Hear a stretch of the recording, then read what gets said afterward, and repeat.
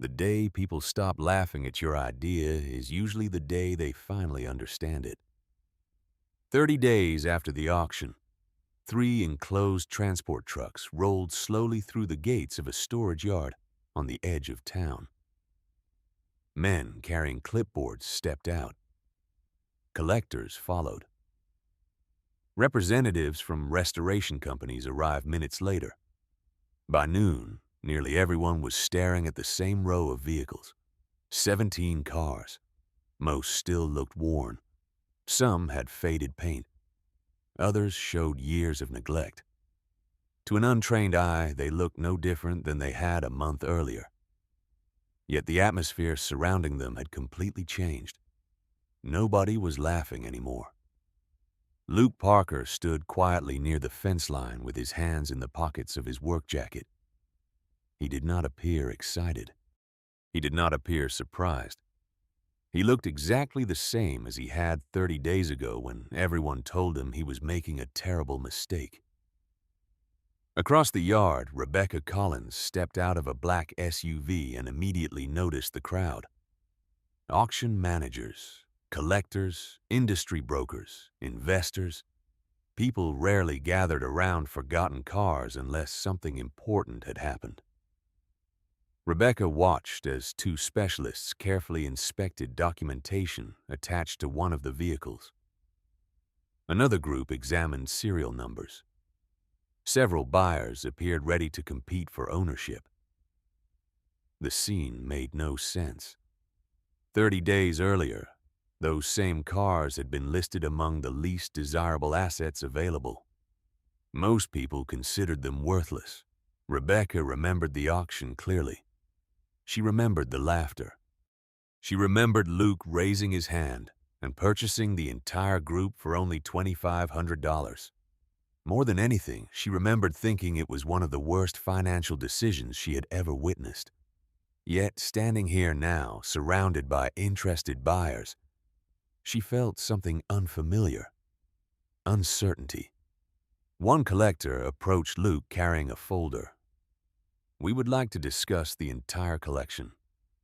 Luke nodded politely. "I am listening." The collector named a number. Nearby conversations stopped immediately. Several people turned toward them. Even Rebecca froze.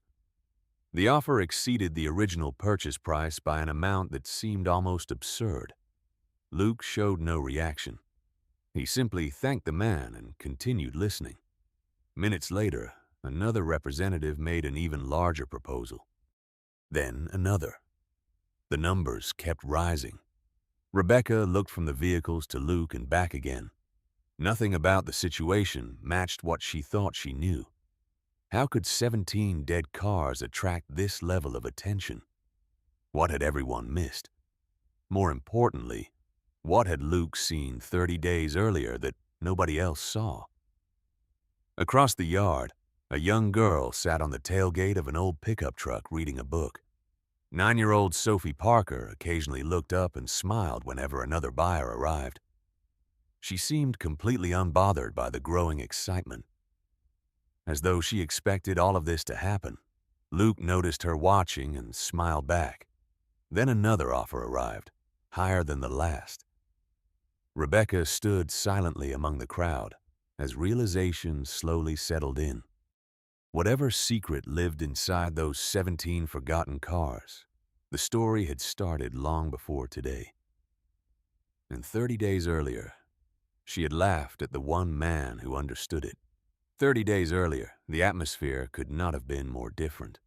The auction yard sat beneath a gray morning sky as rows of neglected vehicles stretched across cracked pavement. Most buyers walked past the final section without slowing down. That was where the 17 cars waited. Dust covered their windows. Flat tires rested against the concrete. Several vehicles looked as though they had not moved in years. Auction staff referred to them as dead inventory. The phrase appeared repeatedly in the paperwork. Dead engines, dead projects, dead value. Rebecca Collins stood near the front office reviewing inventory reports while managers prepared for bidding to begin. As chief executive of a regional dealership group, she attended auctions regularly. Experience had taught her where value usually existed. It certainly did not exist in a collection of abandoned vehicles nobody wanted. Across the yard, Luke Parker arrived driving an aging pickup truck with Sophie beside him. The 9-year-old looked through the windshield at the endless rows of cars. "Are we buying one today?" she asked. Luke smiled slightly. "Maybe more than one." Sophie looked impressed. "How many?" Luke glanced toward the distant section where the 17 vehicles sat together. "We will see." The auction moved quickly through the morning. Vehicles sold. Buyers competed. Prices rose and fell. By early afternoon, attention shifted toward the final inventory group. The auctioneer announced the 17 cars as a single package. Several people laughed before bidding even started. One buyer shook his head and walked away. Another joked that towing costs would exceed the value of the vehicles. Rebecca heard the comments and quietly agreed. Then Luke raised his bidder card. A few heads turned immediately. Most people recognized him as a local mechanic. Some knew he operated a small garage. Nobody expected him to participate in this lot. The bidding remained surprisingly short. Interest was almost non-existent. Within minutes, Luke secured all 17 vehicles for $2,500. Silence lingered briefly before scattered laughter spread across the crowd. One auction manager looked genuinely confused. Another buyer asked whether Luke had inspected the cars beforehand. Luke simply nodded and signed the paperwork. Rebecca happened to pass nearby as the transaction finished. She glanced toward the vehicles and then toward Luke. "You know, most of those have not run in years, right?" Her tone was not cruel. It was practical. Luke looked across the row of cars. "That is what the paperwork says." Rebecca smiled. Sometimes paperwork is correct. Several nearby buyers chuckled. Luke smiled politely and continued reviewing documents. The reaction seemed to amuse people even more. Nobody understood why he appeared so calm. Later that afternoon, flatbed trucks began hauling the vehicles toward a rented storage yard outside town. As the last car disappeared through the gate, Sophie looked up at her father. "Do you think everybody was right?" Luke studied the row of vehicles lined up beneath the afternoon sun. For several seconds, he said nothing. Then he noticed something small on one of the cars that most people would never have seen. A detail. A clue. A reason not to worry. "No," he said quietly. "I think everybody looked at the wrong thing. The storage yard was nothing special. A chain-link fence surrounded several acres of gravel and weathered pavement on the outskirts of town. Most people would have seen it as a temporary parking area for forgotten machines. For Luke Parker, it became a classroom. Every evening after closing his garage, he drove there with Sophie and a toolbox in the back of his pickup truck. The 17 vehicles sat in a long row beneath fading sunlight, looking exactly as hopeless as they had at the auction. Yet Luke never seemed disappointed. He moved from car to car, studying details most buyers never noticed.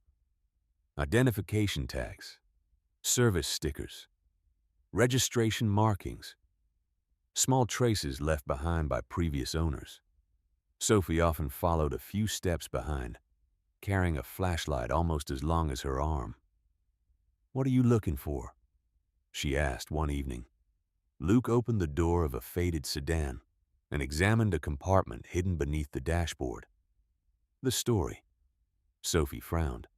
"Cars have stories?" Luke smiled. "The good ones do." During the next several days, he created detailed notes on every vehicle. Most appeared unrelated at first. Different manufacturers, different years, different conditions. Yet, certain patterns slowly emerged. Several cars had been serviced by the same specialty shop years earlier. Others carried matching inspection labels from the same region. None of the clues seemed important individually. Together, they kept pulling Luke toward the same conclusion. These 17 cars had not arrived at the auction by accident. Meanwhile, Rebecca Collins heard occasional updates through industry contacts. The stories usually made her laugh. According to one report, Luke spent hours documenting vehicles that barely ran. Another claimed he was researching ownership histories. Rebecca could not understand why anyone would invest that much effort into assets worth so little. One afternoon, during a dealership management meeting, someone mentioned the purchase again. "How are the 17 cars doing?" the manager asked jokingly. Rebecca smiled. "Probably exactly how you would expect." The room laughed. Across town, Luke continued working. Late one Saturday, he finally unlocked the door of a vehicle that had received little attention. The interior was dusty but remarkably complete. More importantly, he discovered paperwork tucked inside an old storage compartment. Not valuable documents, not dramatic evidence, just enough information to connect another piece of the puzzle. He sat quietly reading while Sophie watched from the passenger seat. "Did you find something?" she asked. Luke looked toward the row of vehicles stretching across the yard. "Maybe." Sophie grinned. "You always say that." Luke laughed softly. "That is because I am usually not sure yet." As darkness settled across the property, he reviewed his notes once more. The pattern was becoming stronger. Not stronger because the cars were improving. Stronger because their history was starting to make sense. Most people saw 17 broken vehicles, purchased for almost nothing. Luke was beginning to see something entirely different. And the more he learned, the more certain he became that the real value had never been hiding under the hoods at all. The first real surprise arrived on the 9th day. Until then, Luke Parker had focused almost entirely on research, documentation, histories, ownership records, patterns hidden beneath decades of paperwork. The mechanical condition of the vehicles seemed almost secondary. That changed on a quiet Tuesday evening. Sophie sat on a folding chair doing homework while Luke worked through another inspection. The vehicle in front of him was one most people considered completely hopeless. The auction report listed major mechanical issues. Previous evaluations recommended disposal. Several buyers had not even opened the hood before dismissing it. Luke had spent 2 days studying its history. Now he was finally examining the machine itself. For nearly an hour, nothing happened. He checked connections, reviewed old maintenance records, compared serial numbers with information in his notebook. Then he stopped moving. Sophie noticed immediately. "What is it?" Luke remained focused on a small detail buried deep inside the engine compartment. "Something does not belong." Sophie smiled. "That sounds good." Luke laughed quietly. "Sometimes." Over the next hour, he continued investigating. The more he looked, the more unusual the situation became. Previous assessments appeared to assume a major mechanical failure. Yet several pieces of evidence suggested a completely different story. Nothing was conclusive. Not yet. But for the first time, Luke felt confident enough to test a theory. As darkness settled across the storage yard, he carefully completed several small adjustments.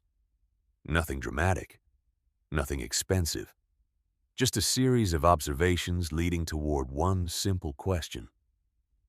What if everyone had been wrong about why the vehicle stopped running? Sophie watched from nearby as Luke climbed into the driver's seat. "Are you going to try it?" she asked. Luke nodded. The key turned. For a brief moment, nothing happened. Then the engine came to life. The sound echoed across the quiet yard. Sophie jumped to her feet. "It works." Luke listened carefully instead of celebrating. The engine idled steadily, smoothly, calmly. He watched gauges, monitored behavior, verified observations. Only after several minutes did he allow himself a small smile. The vehicle everyone considered dead was not dead at all. The next morning, word spread faster than expected. A neighboring business owner heard the engine. Someone else saw the vehicle moving under its own power. By afternoon, local rumors had already begun circulating. Most people remained skeptical. One functioning car did not change the overall story. Rebecca Collins heard about it through a dealership manager and dismissed it immediately. "One running car out of 17, she said. "That still sounds like a terrible investment."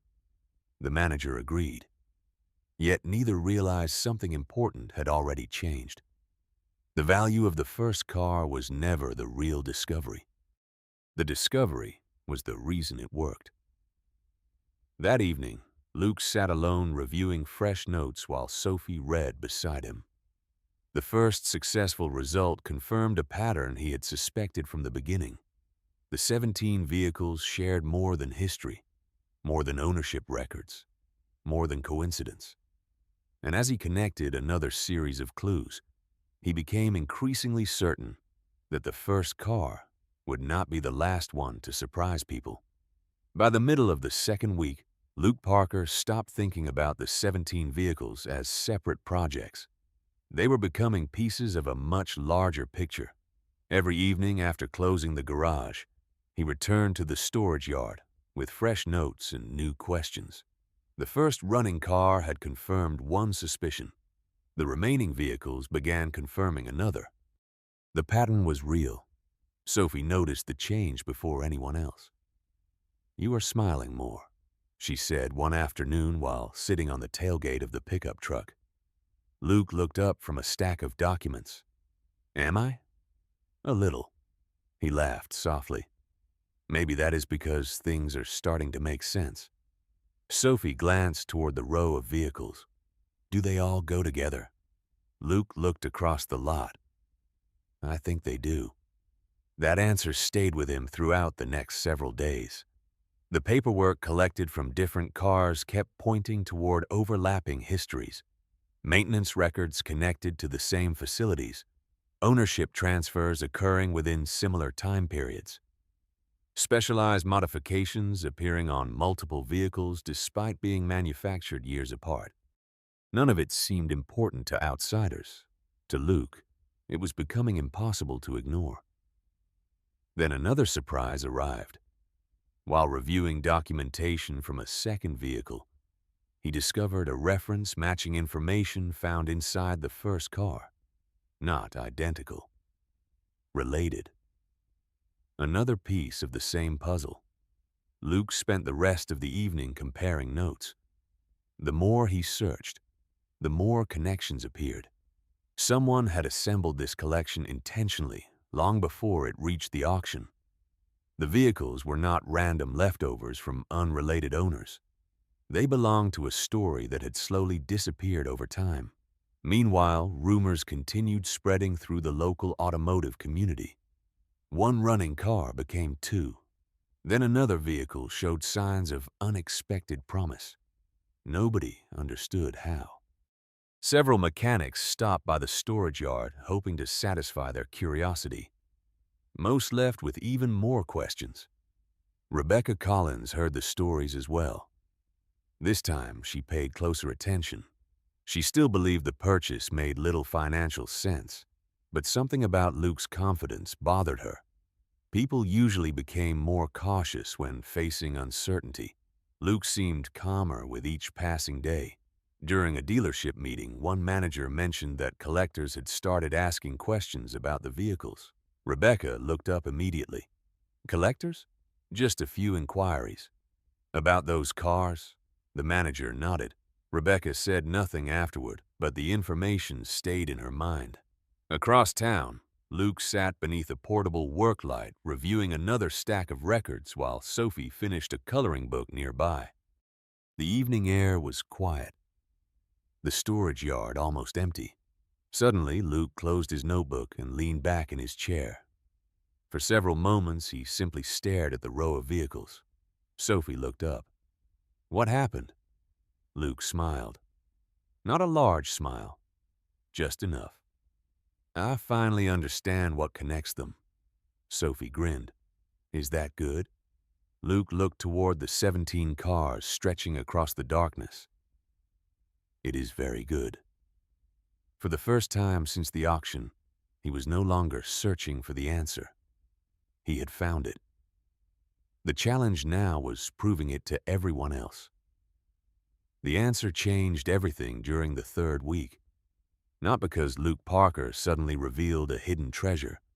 Not because one of the vehicles turned out to be worth a fortune. The answer mattered because it explained why the collection existed in the first place.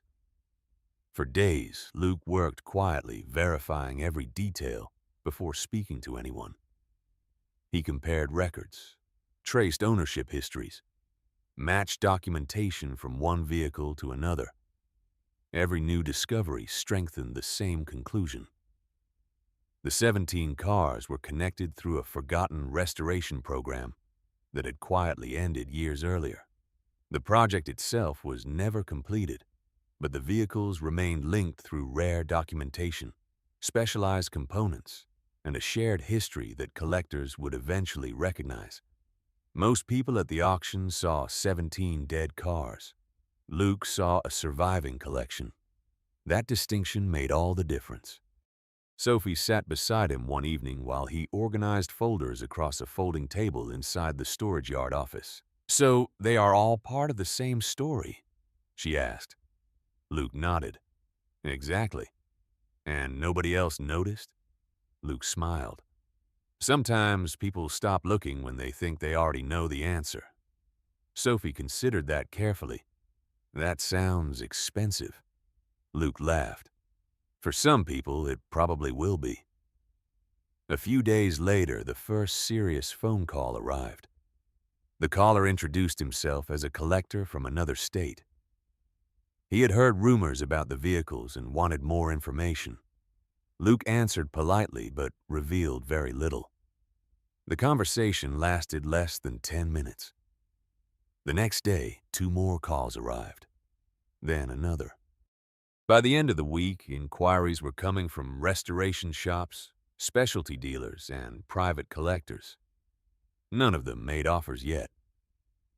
They were still gathering information. But the attention itself told Luke something important. Word was spreading. Meanwhile, Rebecca Collins noticed the shift immediately. One of her dealership managers mentioned hearing discussions about the collection during an industry conference call. Another reported that specialty buyers were asking questions about vehicles purchased at the auction. Rebecca found herself revisiting the transaction more often than she cared to admit. The numbers still made no sense. $2,500 should not generate this level of interest. One afternoon, she finally drove past the storage yard on her way home. She did not stop. She simply slowed long enough to observe the vehicles through the fence. Several now looked cleaner, organized, documented, purposeful. Luke moved calmly between them, carrying a clipboard, while Sophie followed nearby. Nothing about the scene looked dramatic. Yet Rebecca felt the same uncomfortable uncertainty she experienced at the auction. There was a reason he remained so confident. Back inside the yard, Luke finished another call and closed his notebook. The pieces were finally coming together, exactly as expected. Not quickly, not magically. Through patience, research, observation. The same approach everyone had laughed at weeks earlier. As the sun disappeared beyond the horizon, another message appeared on his phone, then another. Collectors were no longer asking whether the vehicles mattered. They were asking whether they could buy them. And for the first time since the auction, Luke realized the next 30 days might become even more surprising than the first. By the 4th week, the phones started ringing before Luke Parker even unlocked the garage each morning. Collectors, brokers, restoration experts, specialty dealers. Every day brought new questions from people who suddenly cared very much about 17 vehicles that nobody wanted a month earlier. The change felt almost surreal. Yet Luke treated every conversation exactly the same way he treated every repair job. Calmly, patiently, without rushing. One Monday morning, Sophie sat at the office desk finishing breakfast while Luke listened to another caller describe interest in the collection. When the conversation ended, she looked up from her notebook. Was that another car person? Luke smiled. It was. They keep calling. They do. Sophie thought for a moment. Funny. Luke raised an eyebrow. Why? Because nobody wanted the cars before. Luke laughed quietly. That is usually how value works. Across town, Rebecca Collins heard even more rumors. Industry contacts who normally discussed dealership inventory were suddenly mentioning Luke's collection. One restoration company reportedly sent representatives to inspect documentation. Another collector traveled several hundred miles simply to view the vehicles in person. Rebecca found herself increasingly frustrated by the situation. Not because Luke was succeeding, because she still did not fully understand why. One afternoon, she finally stopped fighting her curiosity and drove to the storage yard.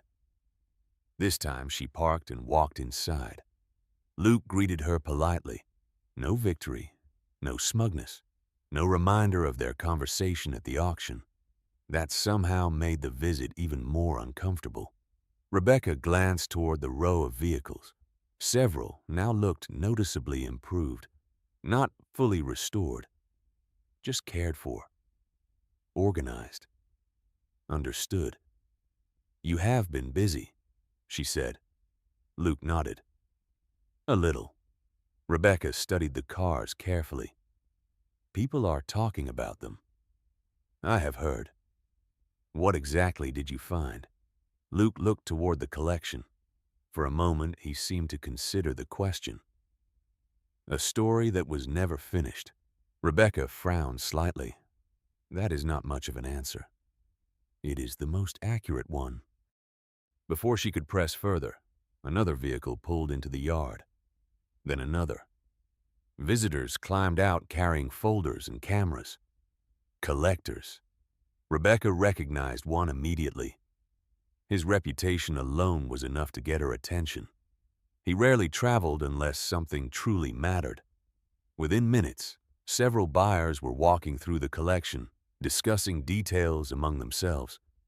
Their interest was genuine, serious, expensive. Rebecca watched the scene unfold in silence.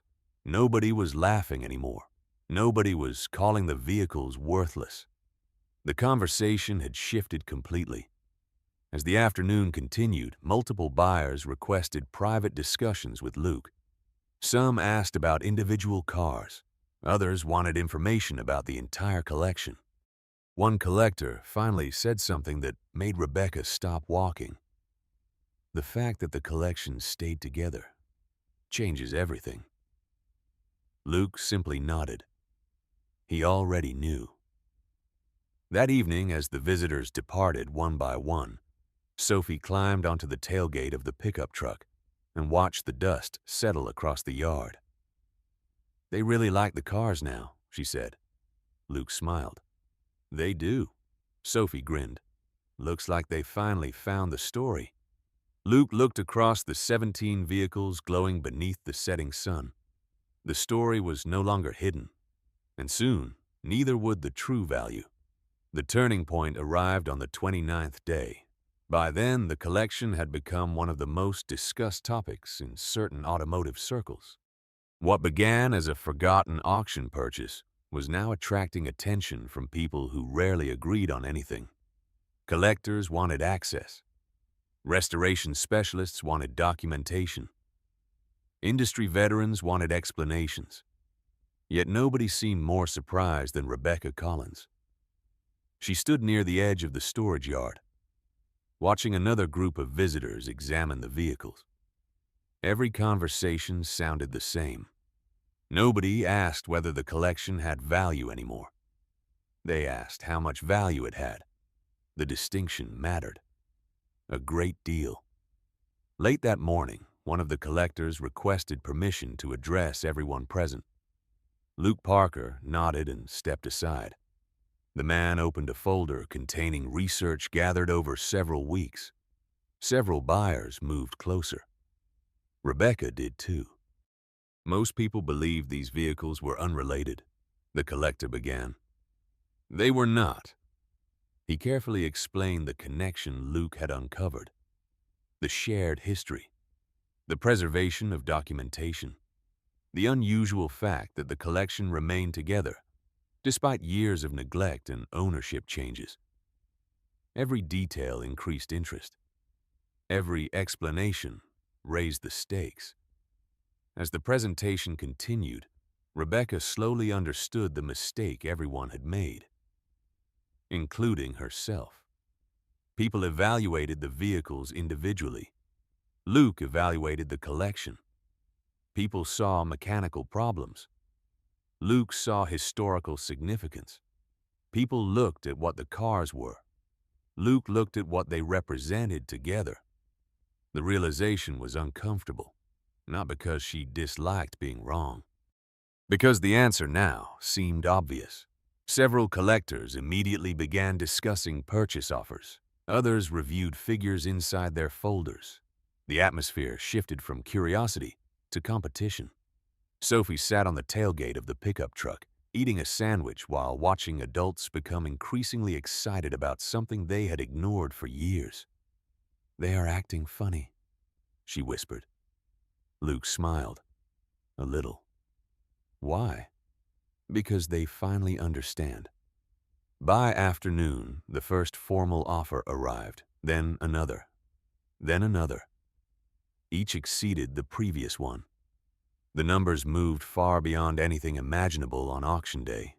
Rebecca listened in silence. 30 days earlier, she had watched Luke spend $2,500 on what appeared to be 17 worthless vehicles. Now experienced buyers competed for the opportunity to own them. One collector eventually turned toward Luke and asked the question everyone wanted answered. "When did you know?" The yard became quiet. Luke looked toward the collection before answering. "I did not know." Several people appeared confused. Luke continued. "I only knew something did not make sense. So I kept looking." Nobody laughed. Nobody challenged him. Because every person standing there now understood exactly what that persistence had accomplished.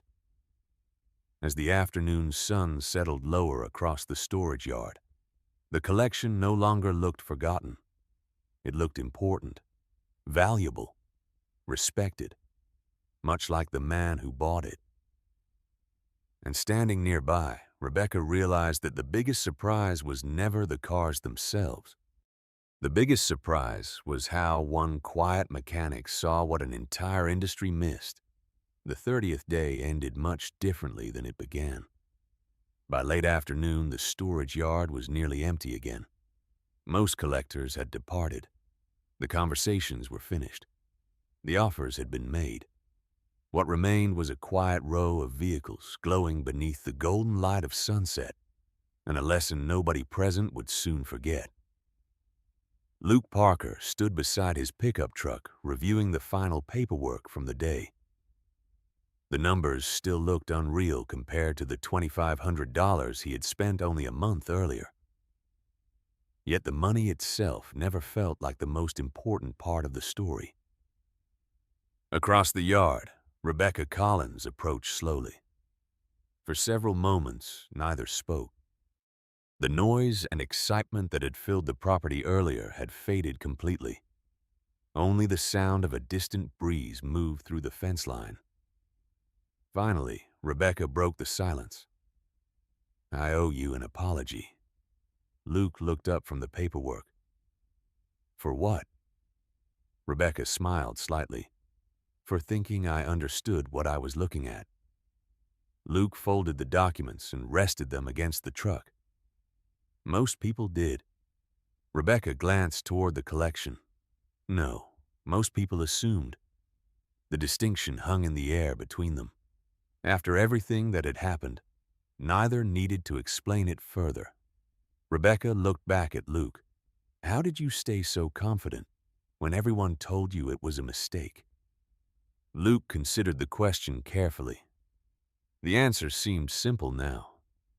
Because nobody could explain why the collection existed. Rebecca nodded slowly. And that bothered you? A little. She laughed quietly. That may be the understatement of the year. For the first time since the auction, both of them shared the same perspective. The value had never been hidden inside a miracle. It had been hidden inside patience, curiosity, the willingness to keep asking questions after everyone else stopped. Nearby, Sophie closed the book she had been reading and walked toward them. Rebecca smiled. You knew your father was right, did you not? Sophie shrugged. He usually is. Luke laughed softly. Rebecca did too. Then Sophie looked toward the remaining vehicles and asked the same question she always seemed to ask at exactly the right moment. So what happens now? Luke looked across the yard. Several cars would be sold. Others would continue their journey through restoration. Their story would move forward, just as it always had. Now they get a second chance, he said. Sophie nodded approvingly. The answer seemed perfectly reasonable to her. As evening settled across the property, Rebecca shook Luke's hand. There was no dramatic celebration, no speech, no public victory lap. Just respect. Genuine respect. After she left, Luke loaded the last folder into the truck and climbed behind the wheel. Sophie settled into the passenger seat. The engine started. The gate opened. Together they drove away from the storage yard where 17 forgotten vehicles had changed everything. Not because they became valuable, because they proved something far more important. The world often overlooks value when it arrives covered in dust. Sometimes the person who sees it first is not the loudest voice in the room. Sometimes it is simply the one willing to look a little longer than everyone else.